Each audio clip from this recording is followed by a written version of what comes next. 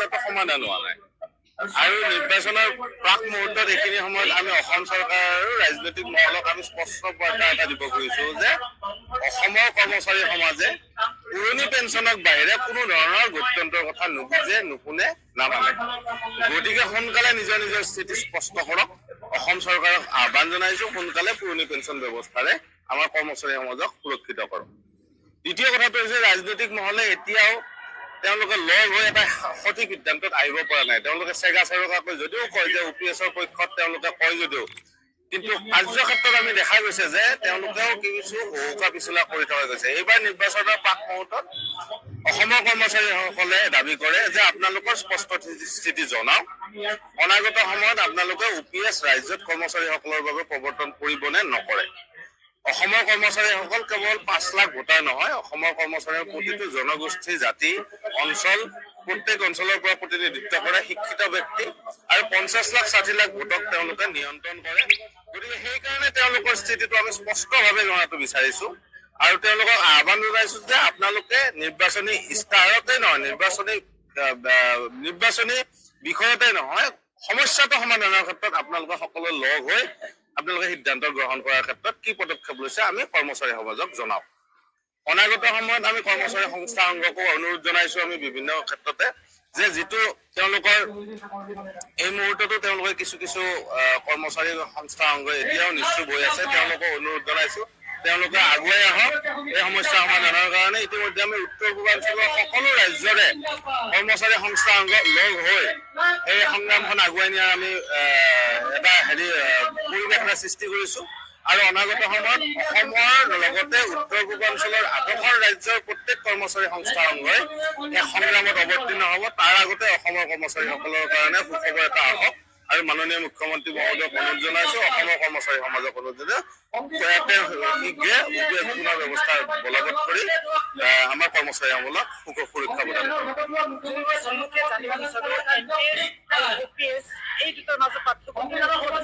স্পষ্ট কথা যে NPA হৈছে এটা বজাৰৰ লগত লিংক থকা এটা ব্যৱস্থা যিটো কোম্পানী বিলাকে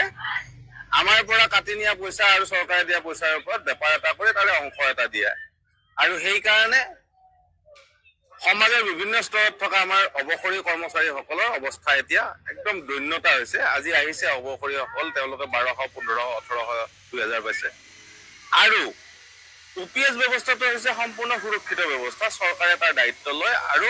অৱসৰৰ পিছত চৰকাৰে প্ৰদান কৰে আমাৰ মুখ্যত কথা এইটো যে আমাৰ পুৰণি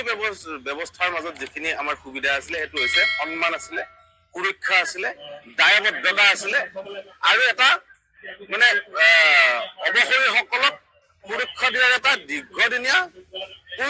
প্ৰয়োজনীয় বিষয় এটা আছিলে যিটো নোহোৱা কৰিছে NPS বিষয়টো UPS আনিছে তথাপি UPS বিষয়টোতো আমি সন্তুষ্ট নহয় এই কাৰণে আমাৰ যেটো ধন কৰ্তন কৰা আছে তাক দিয়াৰ কোনো ব্যৱস্থাটো নাই ঘূৰিপকি একেই মাৰ্কেট লিংক ব্যৱস্থা গতিকে মাৰ্কেট লিংক ব্যৱস্থাৰ লগত আমি কোনো ধৰণৰ আপোচ কৰা নহয় আৰু অনাগত সময়ত আমি পুৰণি পেঞ্চন ব্যৱস্থা যেতিয়ালৈকে বলবৎ নহয় আমাৰ এই সংগ্ৰাম চলি থাকিব নিৰ্বাচনৰ প্ৰাকখনত আমি আমাৰ কৰ্মচাৰী সমাজে অনাগত ভোটত বেলত ভোট দিব তাকে আমি আজি এটা সিদ্ধান্ত গ্ৰহণ কৰিছো অনাগত সময়ত আমাৰ কৰ্মচাৰী সমাজে যেহেতু নিৰ্বাচনত সকলোৱে অংশগ্ৰহণ কৰে বিভিন্ন কাম কৰি থাকে গতিকে তেওঁলোকে বেলত ভোটেৰে ভোট ফৰ UPS প্ৰদান কৰিব আৰু তাৰ প্ৰাকখনত ৰাজনৈতিক দলসমূহে নিজৰ স্থিতি স্পষ্ট কৰক শেষত আপোনালোকৰ এই অনশন কাৰ্যসূচীত চৰকাৰী বিষয়ববীয়া বা সংশ্লিষ্ট বিভাগৰ কোনোবা সঁহাৰি কিবা জনাইছে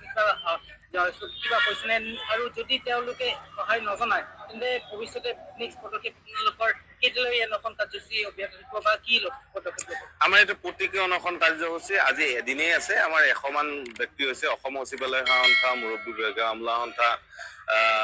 junior college teachers association Assam ৰাজ্যিক প্ৰাথমিক শিক্ষক সন্মিলনী অৱসৰী কৰ্মচাৰী শিক্ষক সংস্থা চতুৰ্থ শ্ৰেণীৰ কৰ্মচাৰী সন্মিলনী ইত্যাদি সংস্থা সংঘবিলাকে এটা প্ৰতিনিধি আছে আৰু এতিয়ালৈকে অসম চৰকাৰৰ কোনো সঁহাৰি নাই আৰু আমি নিৰ্বাচন কেন্দ্ৰিক আমি সংগ্ৰামৰ কাৰ্যসূচীটো গ্ৰহণ কৰিছিলো গতিকে ইয়াৰে ৰূপটো আমাৰ ইয়াতে ফলাফলটো নিৰ্বাচনতে দেখা পাব অনাগত সময়ত আমি আশা কৰোঁ যে ৰাজনৈতিক দলসমূহে ৰাজনৈতিক যিটো তেওঁলোকৰ পাৰ্থক্য বিভেদটো পাহৰি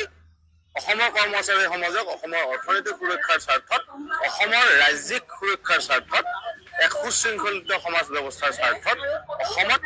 সোনকালে পুৰণি পেঞ্চন ব্যৱস্থা বাহালৰ কাৰণে সকলোৱে